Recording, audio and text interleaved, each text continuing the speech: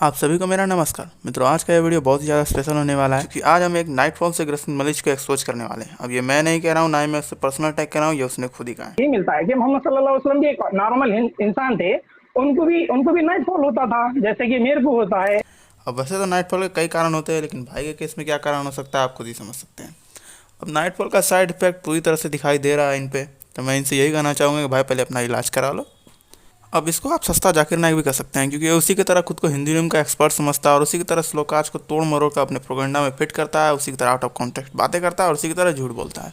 तो आज इसको और इसके झूठ को दोनों को अच्छे से एक्सपोज करेंगे, तो वीडियो में अंत तक बने रहिएगा, वीडियो को अंत तक देखिएगा। तो सबसे पहले आप इसका ये वीडियो देखें। जी, यहाँ पर देखिए आप Srimad Bhagavatam book number 4 chapter number 14 verse number 30 to 34 में यहाँ पर लिखा है कि he is so shameless that he even dares insult the supreme personality of the Godhead, Lord Vishnu. The Greek sages thus manifesting they with anger immediately decided to kill the king. The king Veena was already as good as dead due to his blasphemy against the supreme personality of the Godhead, Lord Vishnu. तो यहाँ पर एक king था जो वीना नाम का था, वो विष्णु गॉड की ब्लास्फेमी कर दिया था, उनके बारे में अनाप शनाप बोल दिया था या फिर उनके अगेंस्ट कुछ बोल दिया था। तो वहाँ के सेजेस जो थे, प्रजा जो थी, उनको मार दिया से कर दिया, पतन से जुड़ा under the charges of the blasphemy. वहाँ पर कोई सुनवाई नहीं है, कोई उनको दूसरा मौका नहीं है, उनको कोई चांस नहीं है, कोई माफी नहीं है, कोई तौबा नहीं है। अगर कोई ब्लास्फेमी करता है तो सीधा सीधा यहाँ तो किंग के बारे में बात करिए डायरेक्ट, जो खुद हेड है एक स्टेट का या फिर कंट्री का किंग, उसकी गर्दन काट दी गई है सेजेस के थ्रू जब वो लॉर्ड विष्णु की इंसल्ट कर रहा था। Under the blasphemy charges he was killed.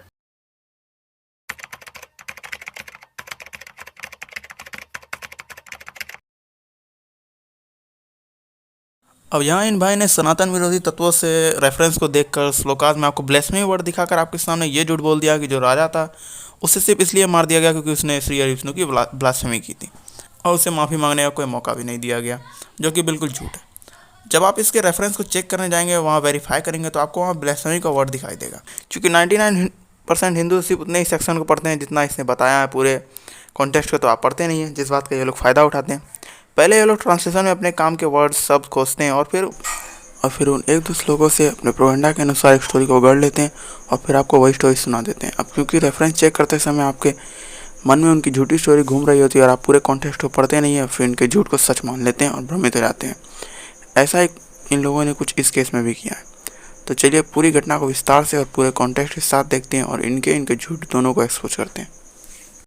Chapter 1, the story of king Vena. Rishi Bhrigu और अन्य ऋषि जो समाज के कल्याण और उन्नति के लिए हमेशा चिंतित और कार्यरत थे, उन्होंने देखा कि समाज में अराजकता का माहौल काफ़ी बढ़ गया है। किसी संचालक के ना होने के कारण समाज में के लोग काफ़ी क्रूर हो चुके हैं और समाज काफ़ी बुरी स्थिति से गुजर रहा है। इसी स्थिति को ध्यान में रखते हुए उन्होंने वीना को राजा बना दिया। अब क्योंकि वीना स्वभाव से बहुत ही क्रूर था, इसीलिए उसके राजा बनते ही सारे चोर डाकू इधर उधर छुपने लगे। इधर वीना जो कि संपूर्ण भूमि का राजा बन चुका था, अब वीना को यह लगने लगा था कि राजा बनने के साथ ही वह 8 तरह की अधिकता का भी मालिक बन गया है, जिस कारण उस वीना में अहंकार आ गया था और इसी अहंकार के चलते वो अपने राज्य के ऋषि मुनियों पुरोहितों का अपमान करने लगा, खुद को सबसे ऊपर मानने लगा। वीना जो कि वर्चस्व और शक्तियों के चकाचौंध से अंधा हो चुका था, अपने रथ पर एक अनियंत्रित हाथी की तरह राज्य में घूमने लगा और वह अपने रथ से जिधर भी जाता उधर भूमि अथवा आकाश दोनों को हिला देता अथवा नष्ट कर देता।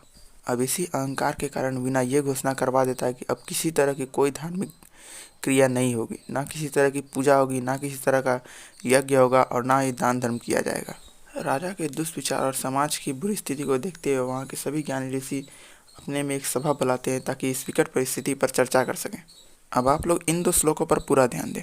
यहाँ ऋषि भृगु ये कहते हैं कि वीना के दुष्ट और क्रूर स्वभाव को जानते हुए भी हम लोगों ने समाज के में फैल रहे अराजकता के भय के से वीना को राजा तो बना दिया, पर अब समाज को खतरा स्वयं वीना से है। तो हम सभी वीना के पास जाकर उसे सत्य व धर्म का ज्ञान दें तथा उसे सत्य मार्ग पर लाने का प्रयास करें, और अगर इसके पश्चात भी वो अपने अहंकार से बाहर नहीं आया तो हम उसे अपनी योग शक्ति से भस्म कर देंगे।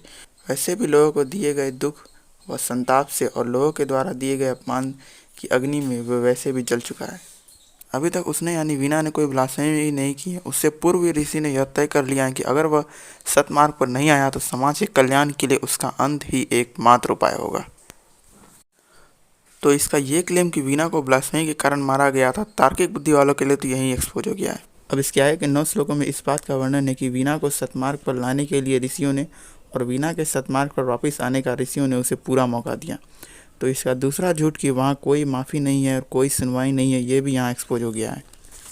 इतना समझाने के बाद भी वीना सतमार्ग पर नहीं आता है और उनसे कहता है कि वे लोग यानी ऋषि मूर्ख हैं जो अधर्म को धर्म समझते हैं, क्योंकि असली धर्म तो राजा की पूजा करना ही है।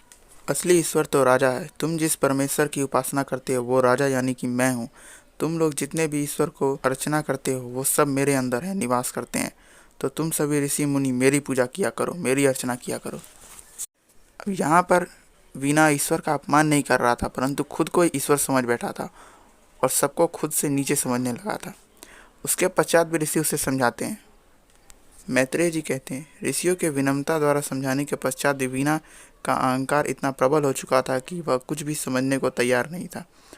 और वीणा जो कि अहंकार से अंधा हो चुका था, ऋषि के आग्रह को ठुकरा देता है तथा पुजारियों और पुरोहितों व आचार्यों को लगातार अपमानित करता है, जिसे सुनकर पुरोहित ऋषियों से कहते हैं, इस दुष्ट का अंत करना अत्यंत आवश्यक हो गया है, अन्यथा यह समस्त सृष्टि का अंत कर देगा। ये दुष्ट जो कि खुद को श्री हरि विष्णु के समान समझ रहा है, वो श्री हरि विष्णु जिनकी कृपा से आज यह इस गद्दी पर बैठा है, इस गद्दी का कोई अधिकारी नहीं है। जिसे सुनकर ऋषि अपने मुख से ध्वनि से उत्पन्न हुए ऊर्जा से उसका अंत कर देते हैं।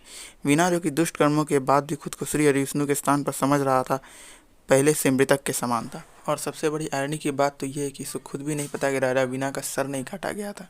तो वीणा को इस कारण नहीं मारा गया क्योंकि उसने इस निंदा की थी, अपितु उसके अहंकार के कारण उसका वध हुआ। वो अहंकार जिसके कारण वह खुद को ईश्वर समझने लगा था, वो अहंकार जो समाज और संसार के पतन का कारण बन रहा था।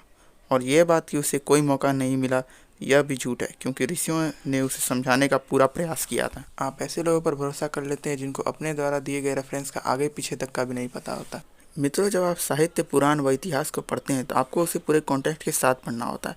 सेलेक्टिव रीडिंग के साथ अगर आप पढ़ेंगे तो आप केवल खुद को भ्रमित करेंगे। तो मित्रों, आशा करते हैं कि आप इसको और इसके द्वारा फैलाए जा रहे झूठ को समझ गए होंगे। मित्रों, हो सकता है कि ये वीडियो हटाने के लिए ये लोग चैनल पर कॉपी स्ट्राइक मारे। इस परिस्थिति में आप लोग मुझे इंस्टाग्राम पर फॉलो कर सकते हैं। मित्रों, वीडियो अगर आपको शिक्षात्मक लगा हो तो वीडियो को लाइक करें और शेयर करें।